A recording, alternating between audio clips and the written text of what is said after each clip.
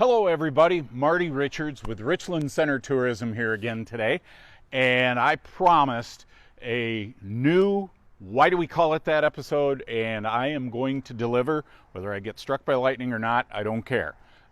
Here is a new premiere version of Why Do We Call It That, and it is, why do we call it the Richland Airport, the Richland Center Municipal Airport?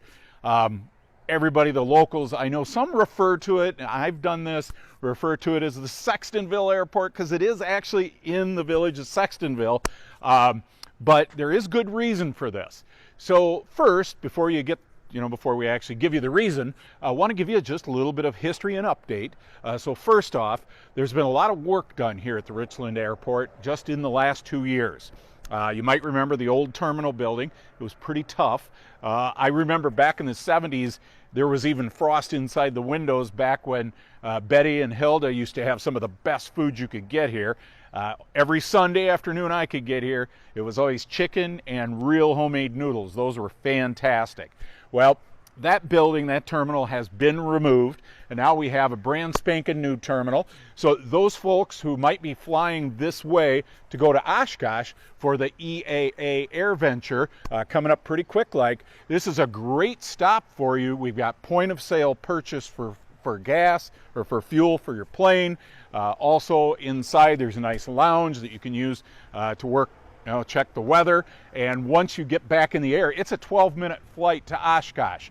So just a really cool stop for you to kind of regroup, get fuel if you need it, not congested, pretty relaxed here. So that's current modern day. Now, the history of the airport kind of explains why we do call it the Richland Center Municipal Airport. So first off, the original airport, when people in the area were starting to begin to fly, and mostly private work, they had an airport. The original airport was actually located closer to Richland Center, just off Highway 14, on what we now refer to as kind of the old co-tractor property. So that was the original airport. Well, in the 30s, late 30s, that airport was moved here. And it was really just a loose agreement. It was a flying club. There was the Richland Center Flying Club that operated that. They moved the airport here onto a better ground, better situation, and in the mid-40s, that's when that former terminal I just referred to was built. It was built in the mid-40s. Well, the flying club kind of continued, got into the 60s. Well, then, flight and security and operations changed greatly, so they really needed to hand that over to the city of Richland Center. The city of Richland Center then had access to a lot of funds and ability to really improve the facilities back in the 60s and manage it better. So they deeded the property to the city of Richland Center back in the 60s. That Richland Flying Club no longer exists. But in the 70s, the Buena Vista Flying Club really took off. And as a kid, I can recall there were a lot of parachutists. So in all seriousness, there was a parachute club. So people would regularly jump here. And what we've learned through discussions I've had with some folks in the business, people who jump out of airplanes and people who fly airplanes, clubs, don't really get along. I think mostly pilots wonder, why would you jump out of a perfectly good airplane? Kind of makes sense to me. Well, eventually that parachute or flying club that was involved in jumping out of the planes, they did leave, and they're now in a different place, or the roots of that club now exist in a different area of southwestern Wisconsin. The Buena Vista Flying Club, still here, still has quite a few members that are very active. If you have an interest in checking out, learning to fly, getting your pilot's license, I'd encourage you contact them. They'd be happy to help. Now, here's the old Paul Harvey, the rest of the story here. So back in the mid-70s, there was a fella who was a bush pilot that flew all over the place. He had been to Alaska a lot, and he had found this gold nugget. It was rumored that this gold nugget is the second biggest gold nugget in the United States. The biggest one being at the Gold Nugget Casino in Las Vegas. Well, I have it on good authority by a local source, former Mayor Mike Kaufman, who also is a pilot and was around during that time, says he actually held that nugget in his hands, and so he verifies it did exist.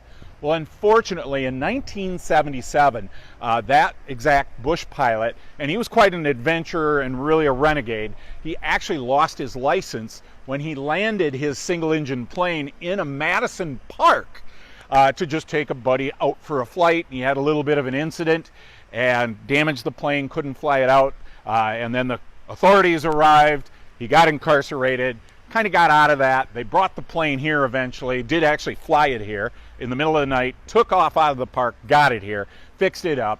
Well, long story short, later on, that Bush pilot was flying that pilot in 1977 when he then unfortunately met his demise in a plane crash in Crawford County. At this point in the video, it is worth noting that yes, in the middle of videoing that, a storm hit, and also it did blow the camera down onto the pavement.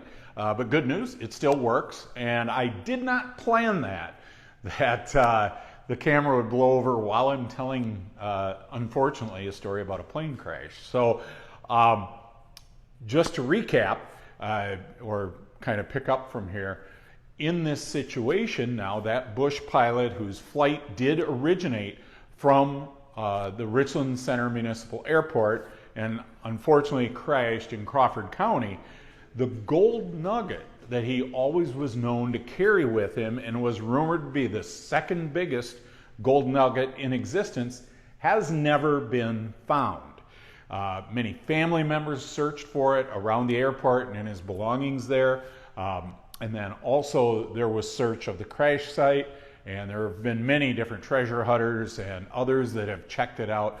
But that gold nugget has never been found, or at least no one has ever admitted they found it. So if you're out Sextonville Airport area, who knows, maybe there's a gold nugget buried there someplace. So just something to maybe lure you in just for a stop.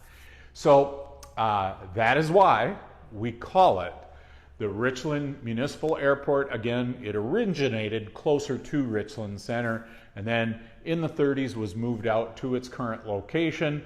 If you are flying through the area, coming for the Oshkosh Air Venture, certainly encourage that you consider a stop at the Richland Center Municipal Airport, because there is point of sale fuel, beautiful terminal place to hang out. Also support services there, very good as well. So for Richland Center Tourism, I'm Marty Richards. Have a great day.